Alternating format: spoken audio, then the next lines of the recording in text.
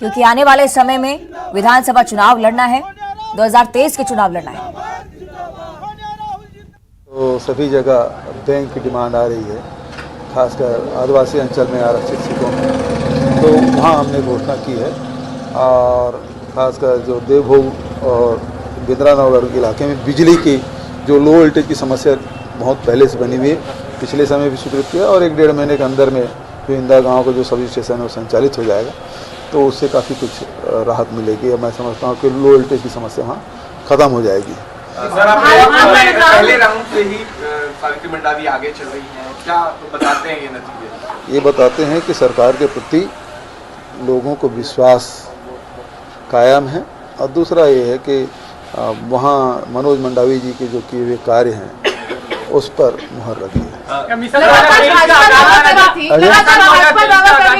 भाजपा दावा कर रही थी कि हम बढ़त में रहेंगे, हम जीतेंगे, लेकिन दूसरे नंबर पर भी नहीं है, वो तीसरे नंबर पर पहुंची। भारतीय जनता पार्टी कड़ी संघर्ष कर रही है दूसरे और तीसरे स्थान के लिए।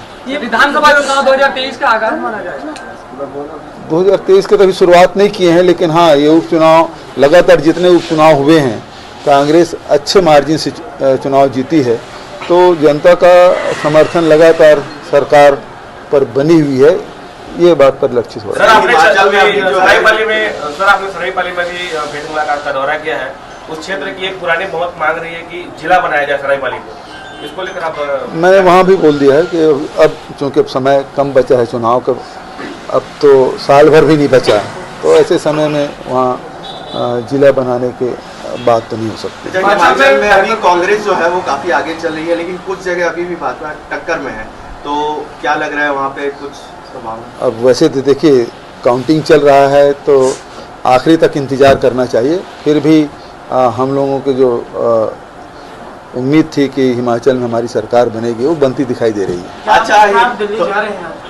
हाँ, जाऊँगा। हिमाचल जा सकते हैं? हाँ, हिमाचल ही जाऊँगा, क्योंकि वहाँ पर्यवेक्षक नियुक्त किया गया है। अच्छा, कुछ हॉर्स ट्रेडिंग का मामला कुछ ऐसा हो सकता है, क्या विधायकों को नहीं, यहाँ तो नहीं लाएंगे, लेकिन हाँ अपने साथियों को तो संभाल के रखना पड़ेगा, क्योंकि भाजपा कुछ भी कर सकती है, किसी तरफ हो जाती है। अच्छा, गुजरात में सर काफी आगे दिखाई दे रही है भाजपा, कांग्रेस जो है वो 52 सीट जो है वो पीछे दिखाई जा रही है, और आपकी जो है वो 8 सीट लाने में कामयाब रही है, तो 8 के आसपास। जो आप पार्टी कहते थे ना कि कांग्रेस बिल्कुल साफ आपकी सरकार बन रही है, तो वो तो ख़त्म हो गया, लेकिन काउंटिंग के आखिरी तक के इंतज़ार हम लोग करना चाहिए। जैसे मैं हिमाचल के बारे में बोला कि आखिरी तक इंतज़ार करना चाहिए, क्योंकि किस क्षेत्र का पेटी खुला है ये पता नहीं रहता, तो फिर दूसरे राउंड तीसरे राउंड में अंतर आता है।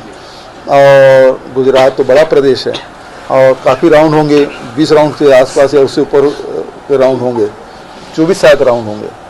तो और हिमाचल में छोटे छोटे कॉन्स्टिट्यूंसी है, मतदाता भी कम है, तो वहाँ जल्दी रिजल्ट आएगा। गुजरात का रिजल्ट बाद में आएगा, तो हम लोग आखिरी तक इंतजार करना चाहिए।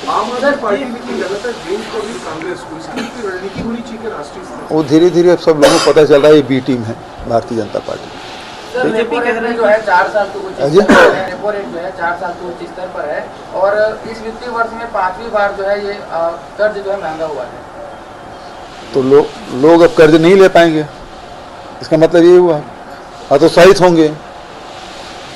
तो वित्त संभल नहीं रहा है वित्त मंत्री जी से। ठीक है, थैंक यू। भाजपा भानु के लिए आरोप लगा रही थी कि चरित्र हनन की कोशिश कांग्रेस द्वारा की जा रही है और हम इसे मात देकर के आगे बढ़ेंगे। तो जनता ने भी मुहर लगा दिया और जमानत तो लिया ना। पहले तो बोले तो फर्जी है, तो फिर जमानत क्यों लिया? सही थी बात, पुलिस थी, सरेंडर नहीं किया। मतलब जब पुलिस ने नोटिस दिया तो उसको आ जाना था, आए भी नहीं, और फिर जमानत के लिए प्रयास करते रहे, जमानत भी ले लिए। कहीं ना कहीं जनता ने जवाब दे दिया। जनता ने जवाब दिया। सर, आरक्षण को लेकर अब तक उसमें हस्ताक्षर नहीं हो पाया।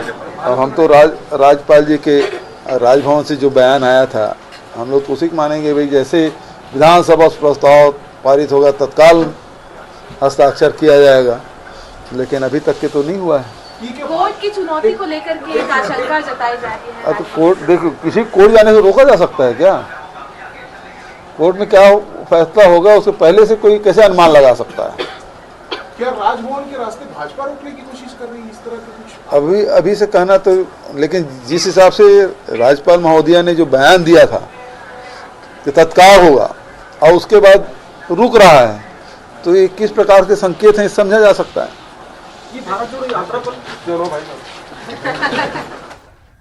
चलिए, तो ये आप सुन रहे थे सीएम भूपेश बघेल को।